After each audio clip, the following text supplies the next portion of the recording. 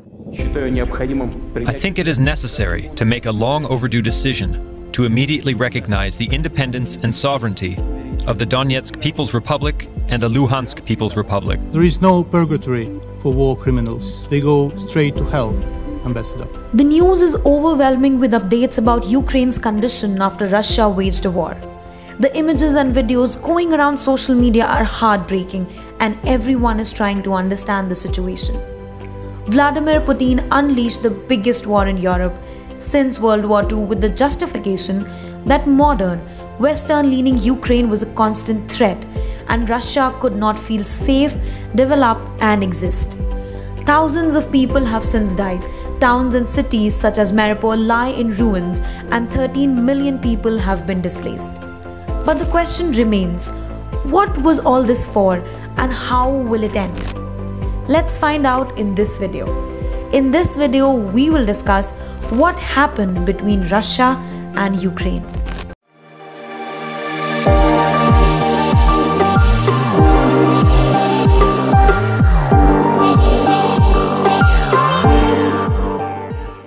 On 24th February 2022, Ukraine was attacked by Russia for a military invasion, and it is a consequence of the Russo-Ukrainian conflict which was started in 2014. The attack on Ukraine by Russia is potentially the onset of war in Europe on top of Russia's behest for an end to NATO's eastward expansion. The launch of the major invasion by Russia of Ukraine started with air and missile assaults on Ukrainian military targets before sending troops and tanks across the country's northern, eastern and southern borders. On many fronts, the Ukrainian military fought back, but it also witnessed numerous injuries and deaths. Are you scared for your family? You're all going to die someday, and the thing you can do is you can live your life in dignity. We here in Ukraine, every single day we are preparing for fight, we are preparing to defend ourselves. So why is this happening? The conflict between Russia and Ukraine can be traced back to 2014, when the Ukrainian Revolution of Dignity started, which focused on Crimea and Donbass. Since the invasion of Crimea in 2014, Ukraine has been living in fear of war with Russia for nearly 8 years. Russia and Ukraine have been at odds for a long time, with Russia claiming Ukraine as a part of its country and opposing Ukraine's developing ties to the West. Russian President Vladimir Putin wants to recapture the former Soviet Union Republic. The heat between Russia and Ukraine, a former Soviet republic, have existed for a decent amount of time. They began to escalate out of control in the early 2021. Vladimir Zelensky, Ukraine's president, hinted the US President Joe Biden to allow Ukraine to join the NATO in January of last year. Russia got highly infuriated at this and began sending soldiers near the Ukrainian borders for training exercises in the spring of last year and boosted the number in the fall. So what does Russia exactly want? Russia wants a legally enforceable promise from the US that NATO forces will not conduct any military operations in Eastern Europe, especially in Ukraine. According to the Russian President Vladimir Putin, Ukraine is merely a puppet of the US and has never been a real sovereign country in the first place. This isn't the first time that conflicts between Russia and Ukraine have erupted. Russia had previously invaded Ukraine in 2014. It happened when pro-Putin separatists captured major swaths of eastern Ukraine, and they've been fighting from the Ukrainian army since the invasion. Russia also annexed Crimea at that time. Ukraine has extensive social and cultural ties with Russia, and Russian is widely spoken there. But those ties have deteriorated since Russia invaded Ukraine. When Ukraine's pro-Russian president lost in the early 2014, Russia came to an offensive stance. It is estimated that more than 14,000 people have died as a result of the continuous war happening in the east. So what do other global powers think about this? Well, the rising tension between Russia and Ukraine, which share a border with the European Union, has ramifications for the European Union. This is why the Union has joined the US in the declaration of penalties against Russian firms. Just a few weeks back, French President Emmanuel Macron had traveled to Moscow to meet with the Russian President Putin in an effort to calm down the ongoing tensions. India is also suggesting a diplomatic solution through talks to the president about the Russian-Ukraine violent conflict. A wide array of Western sanctions threaten to contract Russia's economy by up to 10% this year and hike inflation by more than 20%. The NKS are shut down of the international SWIFT payment transfer network. Russia's central bank has had its assets frozen, and the US has banned imports of the Russian oil and gas. The European Union aims to cut gas imports by 2/3 within a year and is working on a phased oil embargo. The UK aims to phase out Russian oil by the end of 2022. Russian airlines have been barred from airspace over the European Union, United Kingdom, United States of America, and Canada. Personal sanctions have been imposed on President Putin and his entourage. So despite all this, what does Putin want?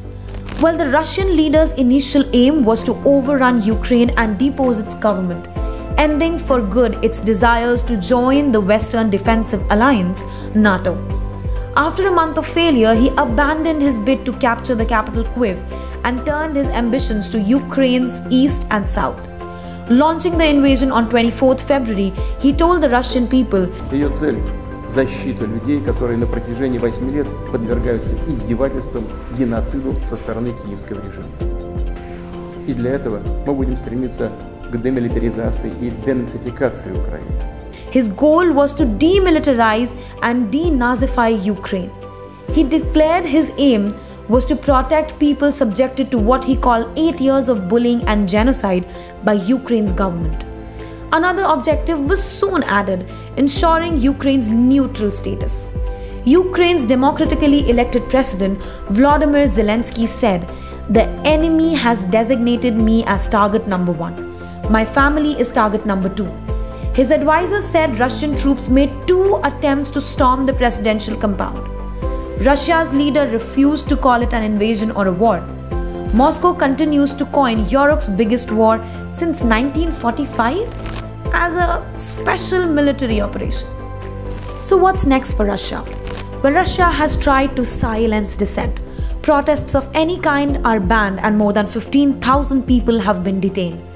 The Russian people will always be able to distinguish true patriots from scums and traitors. That's what the Russian president is saying, but does it make sense? Anywho, there has been a big exodus of IT workers and other professionals, and the political opposition has either fled or been jailed, as in the case of opposition leader Alexei Navalny. So is there a way out? Well, there is little sign of any negotiated end to this war in the immediate future. A few weeks into the war, Russia said it was considering a Ukrainian proposal of neutrality, but there have been no negotiations since the end of March. President Putin told the UN Secretary General at the end of April, "We are negotiating, we do not reject talks," but he earlier declared negotiations as a dead end. After a meeting with the Russian leader, Australian Chancellor Karl Nehammer gave a very downbeat assessment of a man who had entered into a logic of war. Krieg ist ja die einer Art Selbstverteidigung der Russischen Föderation, und er bezeichnet sie und hat sie wieder auch als militärische Operation bezeichnet, und ich spreche vom Krieg. Es ist ein Invasionskrieg. Ukraine's Vladimir Zelensky had already accepted that Ukraine would not join NATO. It's a truth and it must be recognized. But after apparent Russian atrocities came in light in Bucha, Mariupol and elsewhere, he made it clear that there would be no more talks until Russia withdrew from all territories seized on the 24th February. In its offer of neutrality proposed at the end of March, Kyiv said Ukraine would become a non-aligned and non-nuclear state with no foreign military bases or contingencies on its territory. Strict legally binding guarantees would require other countries to protect a neutral Ukraine in the event of an attack. Within 3 days, guarantor states would have to hold consultations and come to Ukraine's defense. Ukraine would be allowed to join the European Union but would not enter military political alliances with any international exercise and would require the consent of guarantor states. The future status of Russian-annexed Crimea would be negotiated over the next 15 years. These sure are some points that are subject of a heated global discussion, and there is much more to enter the picture. While we sit tight and wait for more updates, you know what can be done. You can subscribe to our channel and help us grow. Comment your views, like our videos, and share them with fellow enthusiasts. And until we meet next, stay curious, stay awesome. Volt of Vokes, signing off.